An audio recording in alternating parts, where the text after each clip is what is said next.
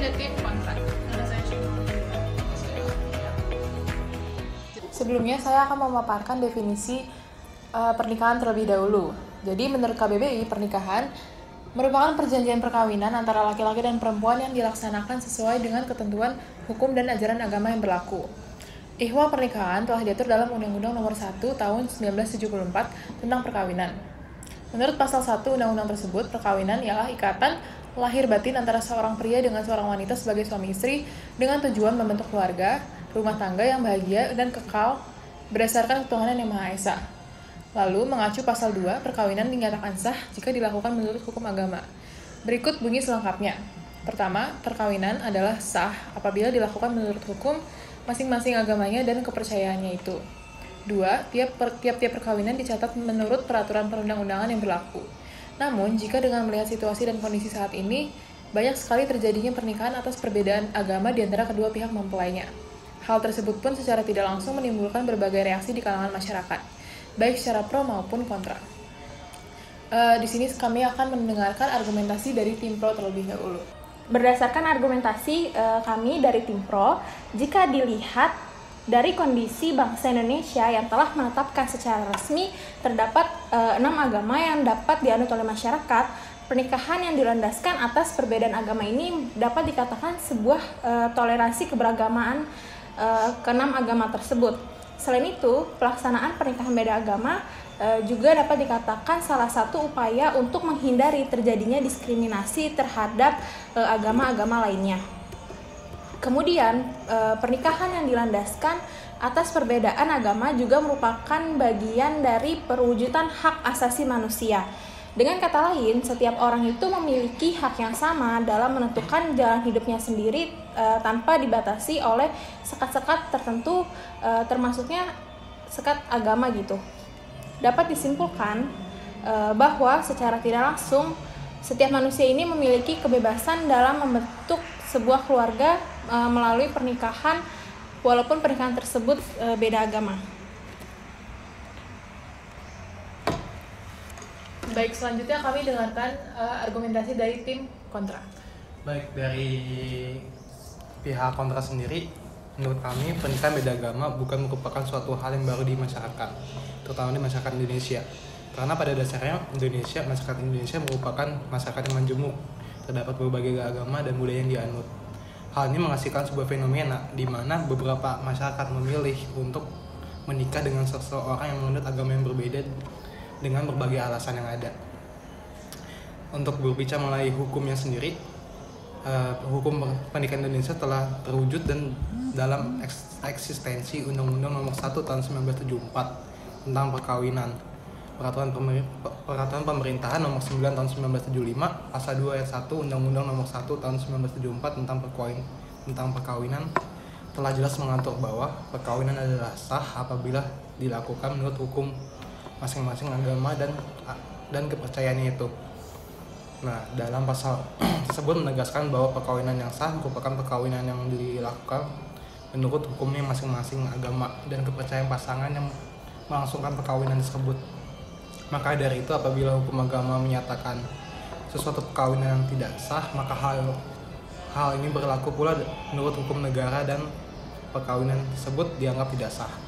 Karena pada dasarnya landasan agama dalam pelaksanaan perkawinan merupakan hal yang penting dalam Undang-Undang Nomor 1 Tahun 1974. Maka apabila kedua-duanya itu berlainan agama menurut ketentuan dan dalam Undang-Undang Perkawinan peraturan pelaksanaannya, maka perkawinan tersebut tidak dapat dilangsungkan kecuali apabila salah satunya ikut menganut agama pihak lainnya. Dan Mahkamah Agung juga pernah mengeluarkan sebuah fatwa nomor 231/PAN/HK.05/1/19 yang berbunyi perkawinan beda agama tidak diakui oleh negara dan tidak dicatatkan. Akan tetapi jika perkawinan tersebut dilaksanakan berdasarkan agama salah satu pasangan dan pasangan yang lain menundukkan diri kepada agama pasangannya, maka perkawinan tersebut dapat dicatatkan. Sekian dari pihak kontra.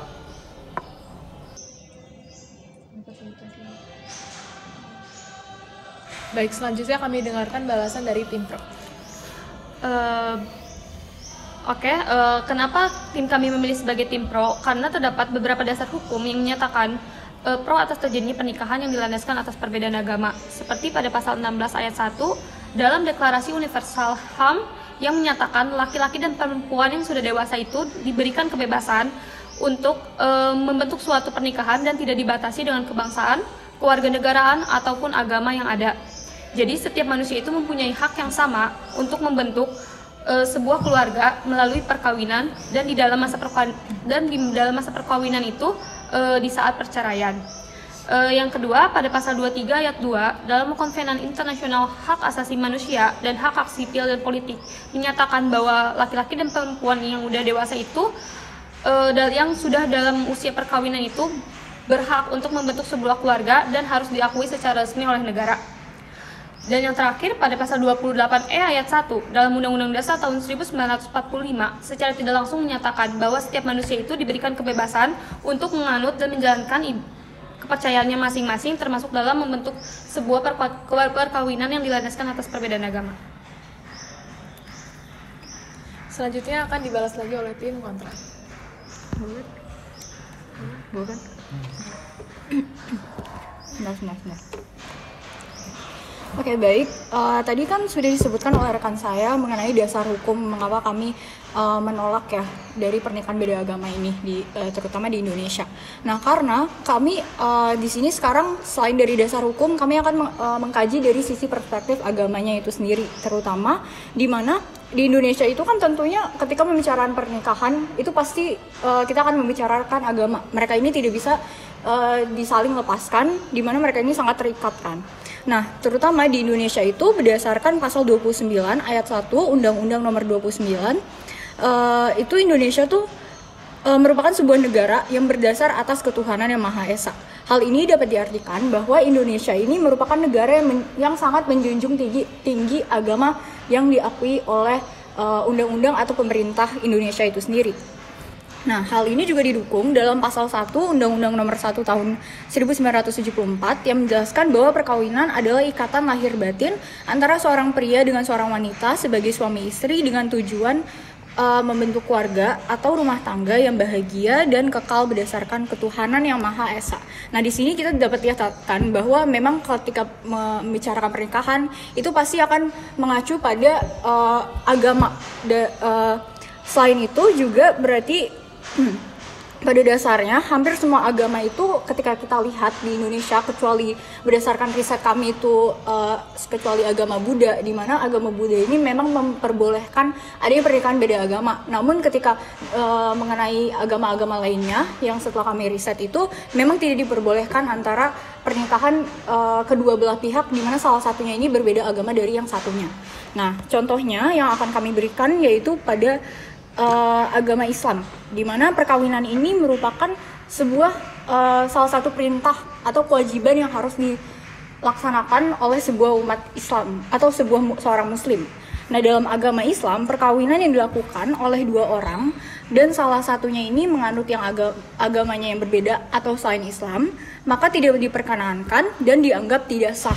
Hal ini kami dasari atau kami mengacu dalam Al-Quran, Quran Surat Al-Baqarah ayat 221, di mana kurang lebih ini membicarakan bahwa seorang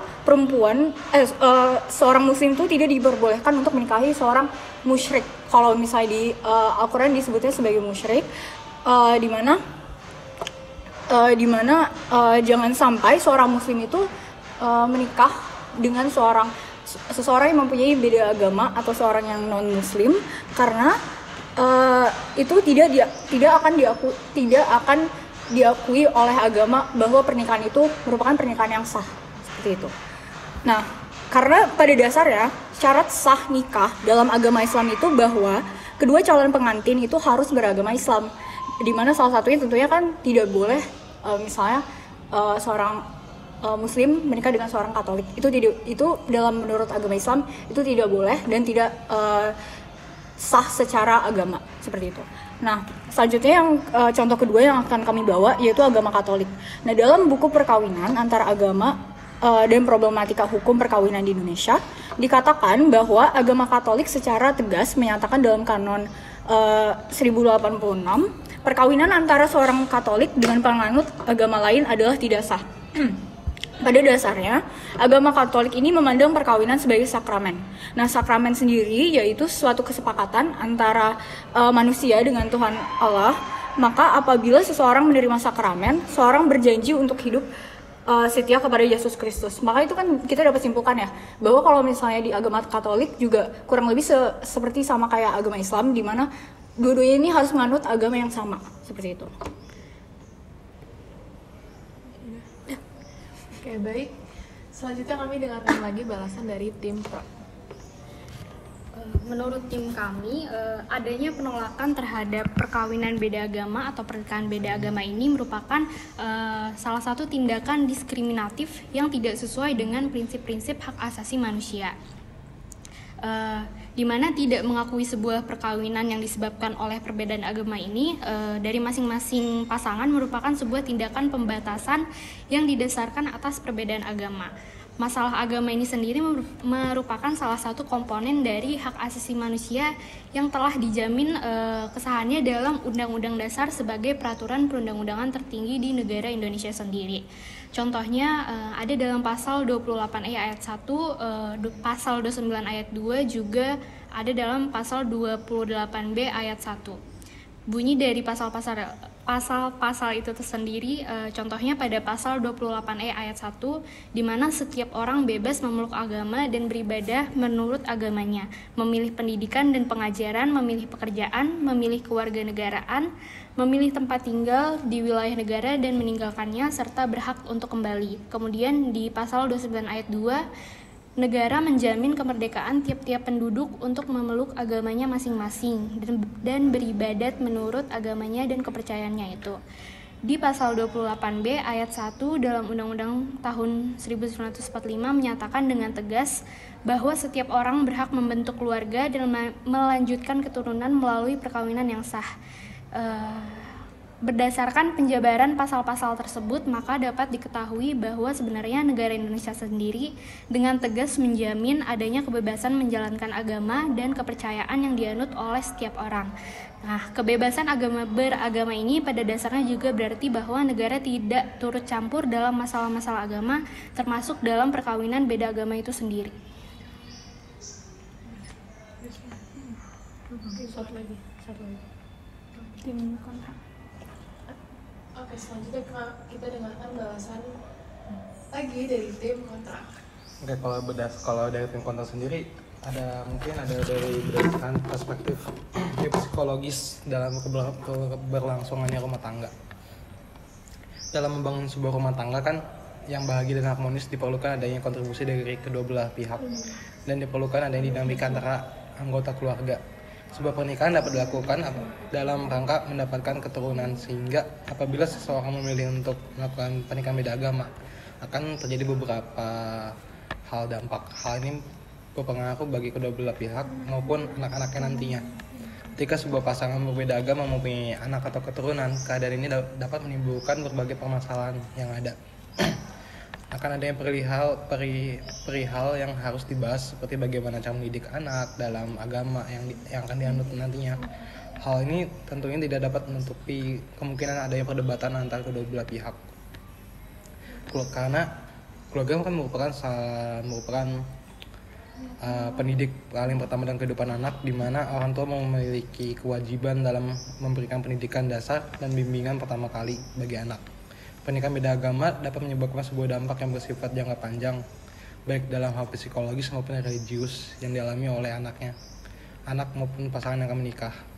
Apabila dalam proses membesarkan anak dalam pernikahan beda agama menjadi pengalaman negatif bagi anak, seperti anak mengalami perlakuan negatif dari orang tua dan keluarga besar yang diakibatkan karena adanya banyak konflik dan pertentangan adanya perbedaan agama, baik di antara pasangan dengan keluarga besar ataupun mengenai penentuan agama untuk sang anak dan bagaimana cara anak dibesarkan, karena pada dasarnya agama bukan sesuatu hal sensitif bagi beberapa orang.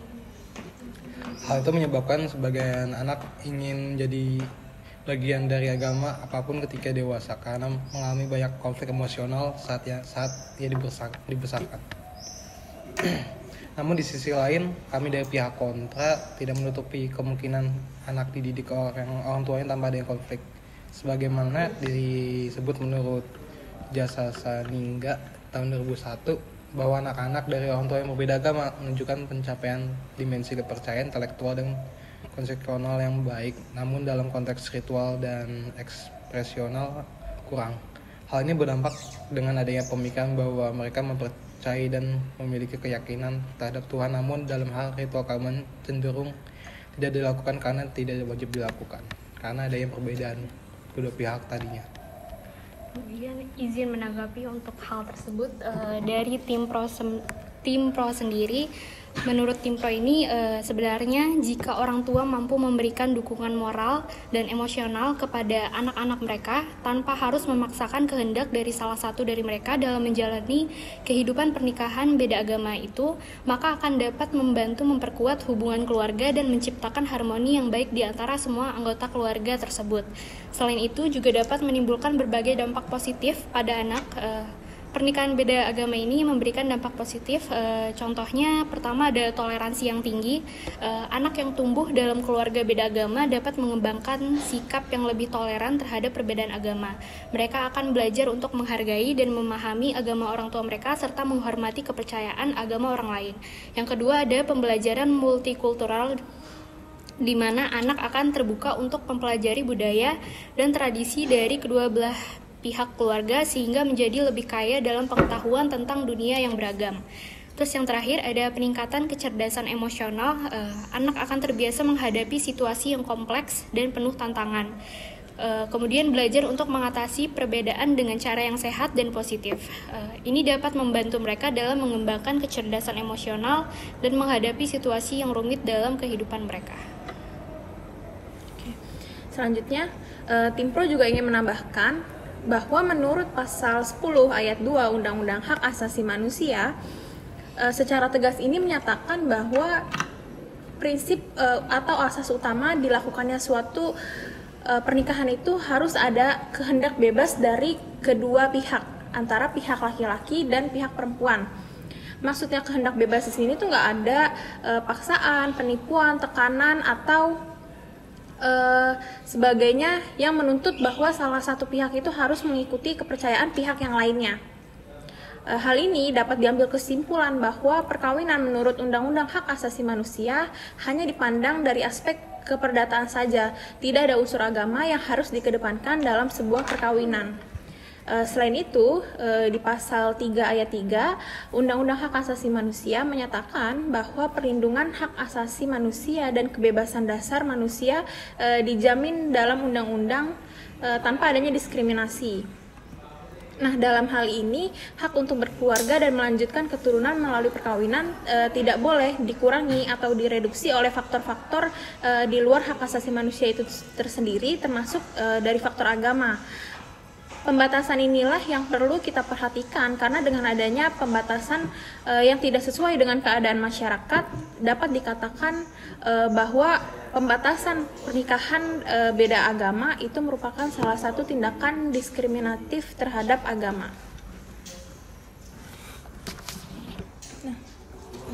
Jadi di sini tim pro akan menyimpulkan bahwa di Indonesia itu sendiri tidak ada undang-undang perkawinan yang menyatakan secara tegas bahwa adanya larangan tentang pernikahan berdasarkan perbedaan agama. Jadi larangan atas pernikahan berbeda agama itu hanya dipandang melalui perspektif hukum agama saja, sedangkan hukum agama itu tidak termasuk ke dalam hukum positif yang berlaku secara nasional. Selain itu, negara juga tidak berhak untuk mengatur kehidupan pribadi masing-masing setiap orang, terutama dalam membentuk sebuah keluarga. Dan juga negara itu pada saat ini intervensi negara terhadap masing-masing masyarakatnya itu sudah dibatasi, termasuk dalam pilihan dalam membentuk sebuah agama. Jadi saya ulangi sekali lagi bahwa tim pro secara tegas setuju atas terjadinya pernikahan berbeda agama. Tim kontra apakah ada tanggapan lain? Baik, dari tim kontra apakah ada tanggapan lain? Baik, kami mungkin akan menyimpulkan ya dari perspektif tim kami yaitu tim kontra, di mana tadi kan sudah disebutkan ya bahwa kami ini memang lebih cenderung ke sisi yang dimana tidak diperbolehkan karena adanya hukum agama masing-masing, di mana ada syariat-syariat agama dari masing-masing agama yang memang tidak memperbolehkan kan.